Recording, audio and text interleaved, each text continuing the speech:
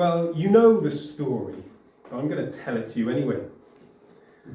You know this famous story that's repeated in each one of the gospel accounts as if this is a key piece of information that God tells us in order for us to understand who Jesus truly is. Again and again and again.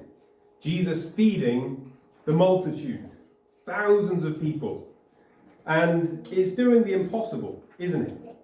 And Peter and Andrew and all the other disciples knew how impossible it was when Jesus did something that maybe you've done and I've certainly done when you do this. You invite someone for lunch and then you enjoy a lovely meal. You think, oh, go on, I'll go for the expensive, the nice thing. It's having a treat. Then it gets to the end of the meal and you reach for your wallet or your purse and you've left it at home. And you think, please, can you get the bill? Well, Jesus is attracting all these people, so many people. It's near the Jewish festival of the Passover, so Jerusalem is going to be swollen with people at this stage, and they're all flocking to Jesus, and Jesus says, where are we going to buy bread? You give them something to eat. Would you pick up the bill? Philip, Andrew, Simon Peter, and all the rest. Are you going to do it? Well, they realise it's an impossible task, isn't it?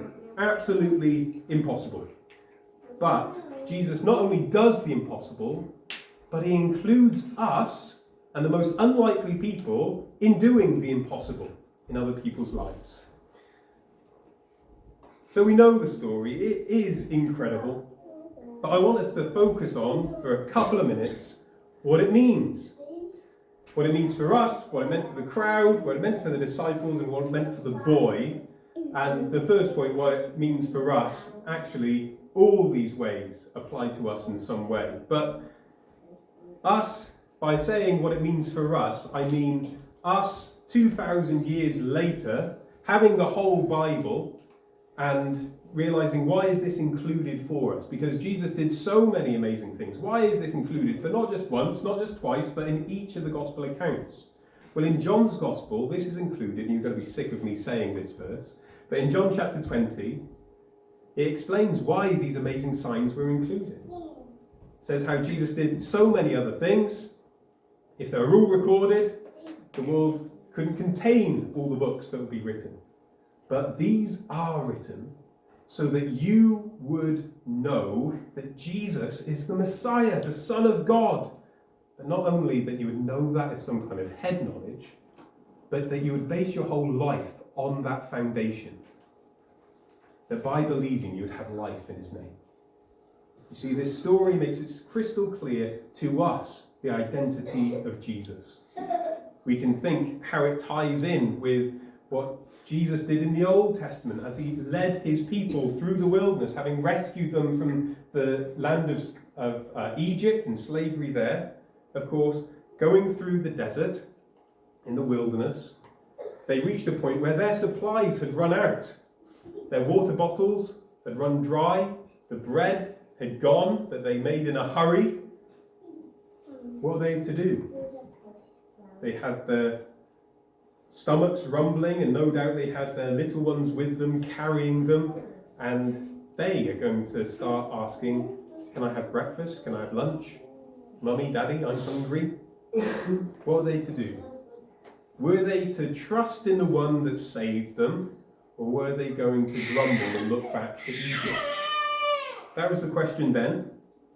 And we're to put two and two together and realise Jesus is fulfilling that picture, but in a much greater way. As later on in the chapter, Jesus would say, it's not just about bread and feeding you for a little while, you'll be hungry again.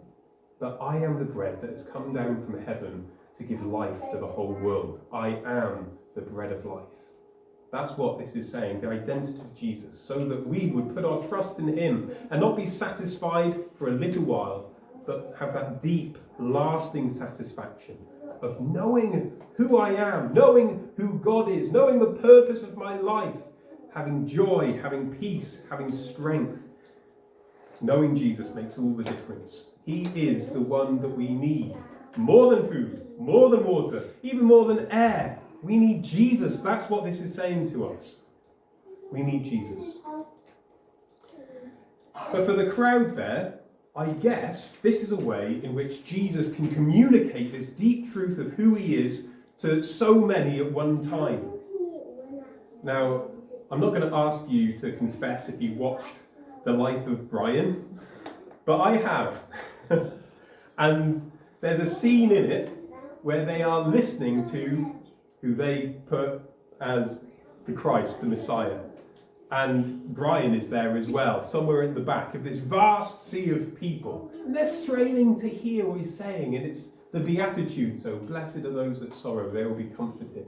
But they can't really hear. And then they start squabbling with each other. And someone calls another person Big Nose, and he's messing around. And it's not kind of the typical way that we imagine the scene there, is it? But these things must have happened. Life happens. Children were talking. And mums were there trying to give them something to do.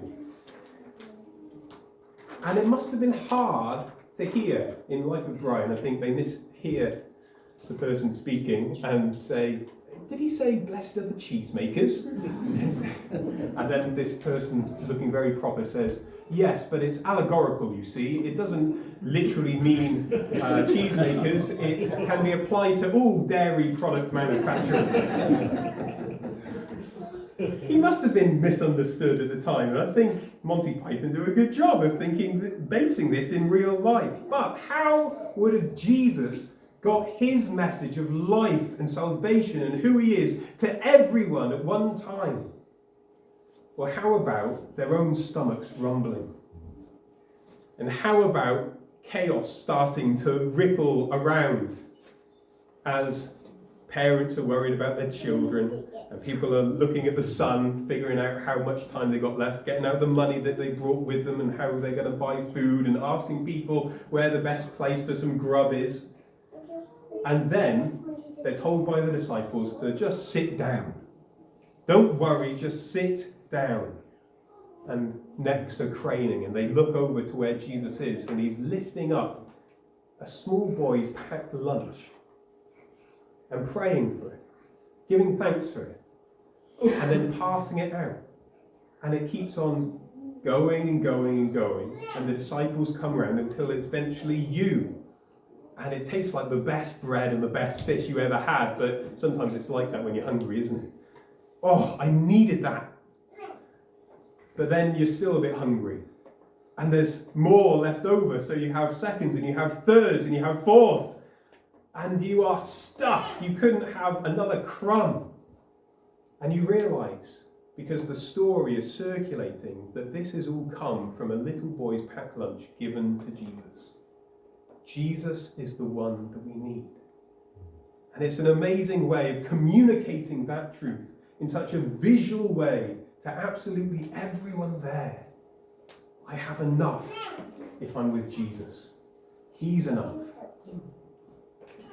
But what about the disciples, these poor guys who followed Jesus, and Jesus led them into such deep waters, where they didn't know what was going to happen next and what was going to be asked of them next? We read in verses 5 and 6, don't we, of how Jesus says, where are we going to get bread for these people to eat? Where shall we buy bread for these people to eat? And the way that the disciples respond is just the way that I kind of respond. Not thinking about Jesus is, that's not where my mind immediately goes to. In the right setting, of course, my mind would go there. If it was in a Bible study, I know the pat answers to say about who Jesus is and the difference that he ought to make in my life. But when it comes down to a crisis, when it comes down to someone in need, does my mind automatically go to, but Jesus? Well, they went thinking about their own money and where they're going to get it and how much time it would take to earn enough money to buy just a bite for all these people. But Jesus did this in order to test them. And it's true that following Jesus is not always easy. It's not only difficult because we have an enemy. When our allegiance is to the living God, we suddenly have enemies. and that is a reality. But it is also difficult because of the Lord who loves us, and he tests what's in our hearts. And this is exactly what happened with the people, the Israelites, in the wilderness. If you'd like to turn there, you can flick to Deuteronomy chapter 8, just a couple of verses. Now, Deuteronomy is the second giving of the law by Moses as the people were about to enter the promised land. Moses himself wouldn't go in, but with Joshua as God's appointed leader, the second generation would. And Moses sums it all up, ties it all up together, and reminds them of what is fundamentally important. And here in Deuteronomy chapter 8, in verse 16, he says, "He gave you manna to eat in the wilderness, something your ancestors had never known, to humble and test you, so that in the end it might go well with you. You may say to yourself, my power and the strength of my hands have produced this wealth for me. But remember the Lord your God, for it is he who gives you the ability to produce wealth, and so confirms his covenant, which he swore to your ancestors as it is today." When the Israelites were grumbling, thinking, we'd be better off back in Egypt, the Lord graciously provided this bread from heaven. They'd wake up in the morning and it was like cornflakes lying on the ground, and it tasted like honey. So it was like crunchy nut cornflakes there, and they could grind it up and make bread, or they could eat it, roasted in the fire, whatever way. But they didn't know what it was. It had never been seen before. It wasn't some natural phenomenon. And so they called it manna, which means what's it? What is it? It's what's it. We have no idea. But it was there provided by the living God in order to test them. Isn't it interesting that in John chapter 6, the reason why Jesus says you give them something to eat is in order to test them. It's the same lesson. Are we going to follow Jesus and think it is by my own strength and ingenuity that I have the opportunity of success? Or in everything do I say it is him I follow and it's by his strength that I follow? If we're to serve Jesus, it must be done in Jesus' strength, or else we're going to fall flat on our faces. So that's the lesson of the disciples. And the challenge for maybe you today, if you're feeling weary and burdened, reflect. Whose strength am I doing this in? And then lastly, let's think about the boy, what it meant for him. We've already thought a little with the children about that amazing lad who brought his lunch, probably packed by his mum. And it's the disciple, who is the disciple Andrew, isn't it? Simon Peter's brother, who brings it to the attention. So maybe he didn't really want to share. Maybe he thought, hang on, there's no one else with any food, and I'm pretty hungry, I want to save this for myself. But Andrew figures it out. Maybe he's part of the family. We just don't know. We can speculate about these things, but we just don't know. But what would it have meant for him as he saw the need, as he was brought into the inner circle of what was going on there, and then it's his puny little barley loaves. I was reading a commentary which brought out the apparent truth that barley loaves is the food for the poorest of the poor. It's the most basic bread that they would have made, and it's not this kind of fluffy loaves that maybe is pictured in illustrations like this, but crispy flatbreads, like Ryvita, dry, barely anything. And then he's invited to give it to Jesus. Don't know how willing he was, but he saw what happens when what you have is given into Jesus' hands. And then the possibilities are endless. Moses met Jesus, and Jesus said, Moses, I choose you. And of course Moses said, I'm old, I'm 80 years old. What on earth are you going to do with me? Jesus said, I'm choosing you. Moses complained even more. I can't speak very well. Choose someone else. Jesus said, Moses, I'm choosing you. I created your mouth, and I'm going to give you the words to say. to go to Pharaoh, to go to my people. Jeremiah was the flip side to Moses, wasn't he? We've been reading Jeremiah, and what was Jeremiah's complaint? Don't send me, Lord, I'm too young. What about Isaiah, the other prophet? He said, don't choose me, Lord, I'm too sinful. I've got unclean lips, and I come from a people of unclean lips. Jesus knows all that. Just saying, come to me, give me what you have, and I'll take what you have, and I'll do something which will blow your mind. What about the Samaritan woman? We read about her a little while ago in John's Gospel, and she had all the excuses, didn't she? Why are you speaking to me, Jesus? I'm a woman, and I'm a Samaritan. You should have nothing to do with me. Not only that, she knew and she was ashamed of her past life. What are you to do with me, Jesus? But Jesus takes us just as we are. Give it to him. Place into his hands. And the whole town of Sychar was converted, had the life of Jesus in them because of that precious Samaritan woman who entrusted her life to Jesus. And that's the note that we should end on, isn't it? That's where it all comes down to, is that boy with his meager rations just gave it to Jesus, and it was used in an amazing way. Who are you? What do you have? Don't get ahead of yourself and think, maybe I could do this, maybe I can do that. That's too much. Maybe just give it to Jesus and say, Lord, do as you will. Your will be done. Amen. This is an opportunity to do just that in prayer as we reflect and sing this song of praise. But let's mean what we sing and sing what we mean.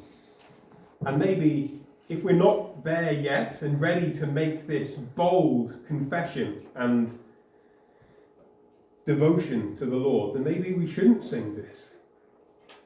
But if we are, let's reflect on it before we do, because it's serious.